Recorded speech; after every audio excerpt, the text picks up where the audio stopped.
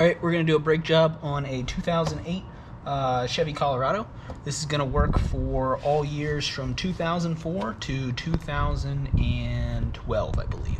So first thing you're going to do, go ahead, jack your car up, get it off the ground. This is a super easy video. Not going to go over how to do brakes, just in case you're looking for the information I was looking for. This is an easy one.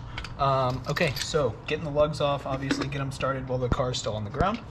You're going to use, I'm using a 3/4 socket. Should be what you need as well, because if I recall correctly, this set is almost identical to the stock setup. It's just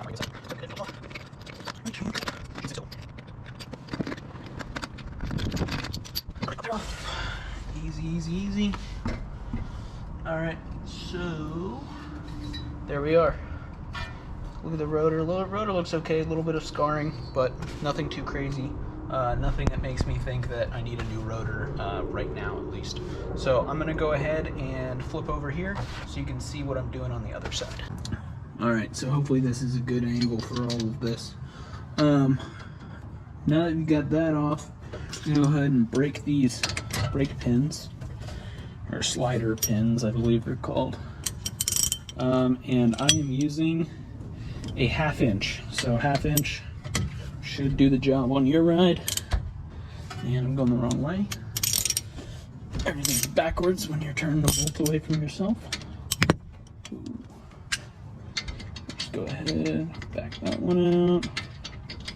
Real simple. It's honestly one of the easier brake setups I've done in a while. So if you've never done brakes before, you got lucky. This is a good one.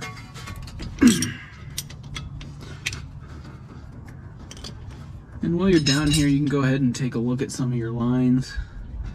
Take a look at your shocks. My stuff looks really good, so I'm not too worried. Alright, so you should end up with 2 bolts.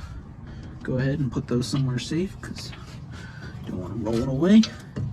Alright, easy. Brake caliper comes off. I just put mine on top, because this is an easy brake setup. Sometimes you need zip ties, but oh Lord. So this was a very, very stupid of me to let these go this long, but oh man, I mean, not a whole lot left there. Oh, this inside one's gonna be even more terrifying.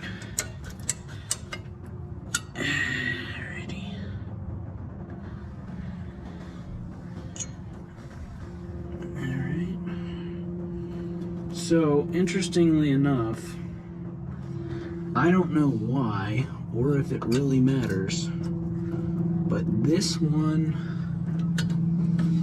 came out down, face down, with this metal grommet, and this one came out up with this metal grommet. So, they sat in there like that. I'm not going to do that, because I didn't plan for that. So that's not how my brakes showed up in a box either. That's odd. I don't think it should matter too much, because yeah, I think you'd be good. Notice you do have this hardware in here. I would say, unless you see anything weird with the hardware, I'm just gonna leave it. I do have new hardware that I could use, but you know, if it ain't broken, right? So I am gonna re-grease some of this stuff, get some grease down in these slides. Don't want anything seizing up. It's a good time to make sure it's all safe. After all, you do most of your braking here, so go ahead, light greasing.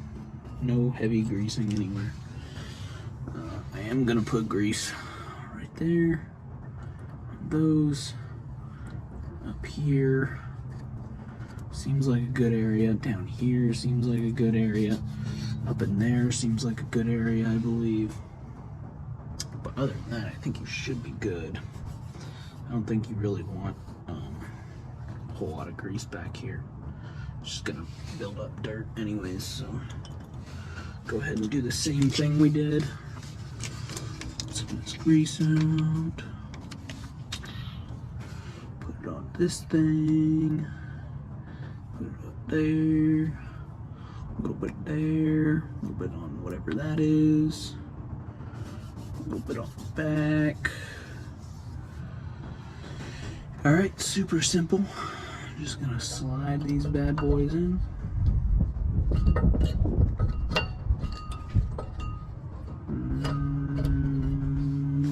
I'm doing it the wrong way. Forgive me. Okay. One there.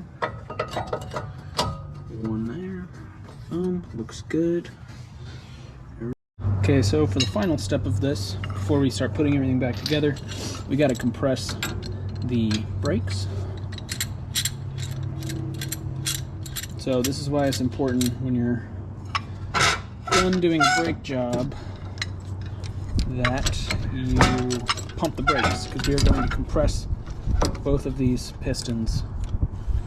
And if you can find a better angle to do this at, there you go. Okay.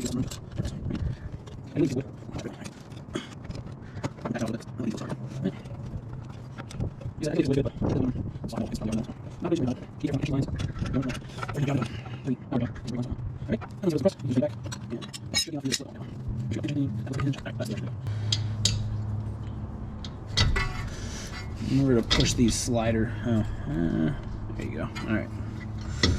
Now you can just sit them on here. Push your sliders in. Sliders in. All right. Ooh. Back up.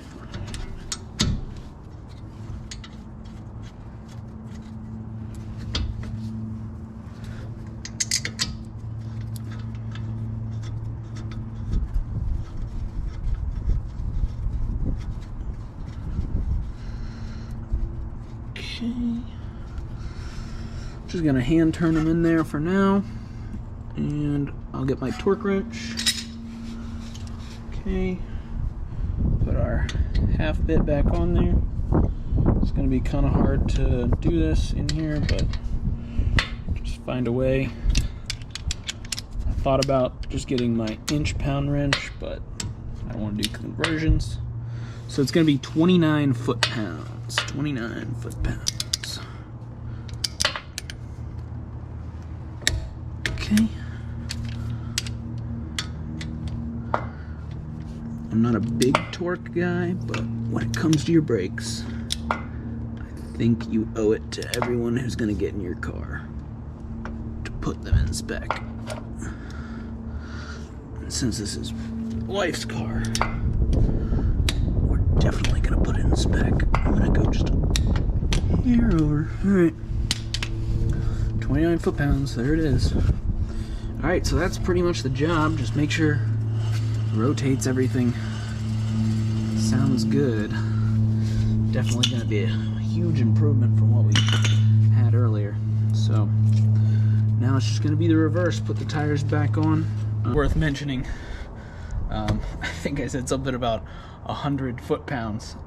No, I said 85 to 90 foot-pounds. In the owner's manual, this car says that it needs to be torqued to 140 foot-pounds, which sounded ridiculous to me, but I went and checked the rear tires, and the last people to torque down the rear tires were actually NTB when they put new tires on here. So I went and checked with my torque wrench to see, no way, that's crazy.